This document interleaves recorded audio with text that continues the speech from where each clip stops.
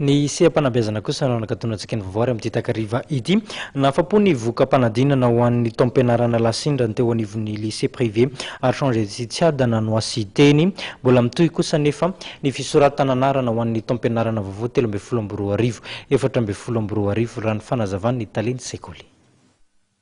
Anisan'ny sekoly manana ny maha-izy azy ny lycée privé Archange izay hita eny Tsiadana akaiky ny Tambofotsy sy eny amin'ny 17 hektara akaiky ny fiantsonan'ny Zotra 30. Ity sekoly ity izay miavaka amin'ny kalataon'ny fampianarana sy ny foto-drafitrasa izay omeny ho an'ireo izay mianatra ao aminy araky ny nambarany Archange Taleny sekoly Rina Ramanandray be.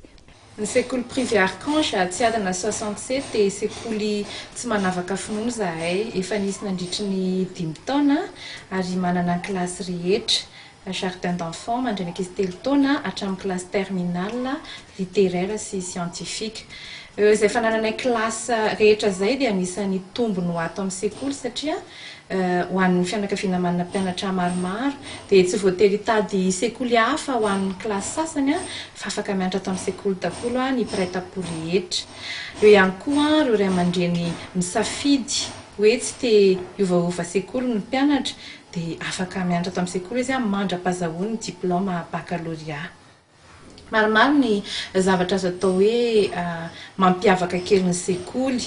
Ao anatin'izany ny fananana mpampianatra efa zatra raha tokoa ary voaporofo izany tamin'ny valim-panadinana fanjakana tamin'ity taona ity. Mampiavaka ny sekoly ny fananany fanomezany activité parascolaire ho amin'ny mpianatra izay marihana etoana fa tsy ankanery izy io fa facultatif ho an'ny mpianatra tsirairay. Entanina nefa ny fanaovan'ny mpianatra izany satria manampy etabe ny mpianatra izany amin'ny fianarany. Eo ny hoe natation, misy ny danse, misy ny flûte, misy ny piano. Sekoly ihany koa dia mikarakara voyage d'études ho an'ny mpianatra secondaire.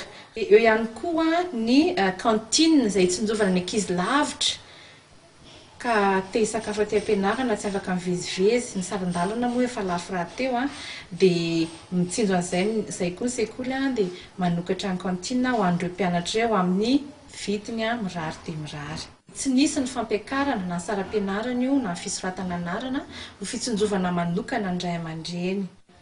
Fidirana dia ny 9 7 ary 10 volana oktobra ho avy izao. Raha araka ny nambaran-dramatoa le hatrany dia nahafapo ny vokatra teo amin'ny fanadina-mpanjakana satria dia nahatratra 100 isan-jato ny taham-pahafanana teo amin'ny lycée privé Archange. Fantatra fa misy ny kilasy rehetra manomboka amin'ny garabolana ny préscolaire ka hatramin'ny kilasy famaranana na ny terminal L sy S ao amin'ity sekoly ity. Efa misokatra isan'andro ny fisoratana anarana ho an'ny lycée privé Archange eny Tsiadana sy eny amin'ny 17 hektara ho an'ireo izay maniry hampiditra ny zanany ao amin'ity sekoly ity. Tompoko lasy tompoko vavy ny fanadihadininy ihany koa no anakatonatsika tanteraka ny pejin'ny fampalalam-baovao tamin'ity takariva ity. Fisaorana feno no atolotranao tany tokatrano tany naritra nijery izany hatramin'ny farany ho amin'ny rapitso amin'ny 7 ariva indray ny fotoanantsika manaraka veloma tapoko.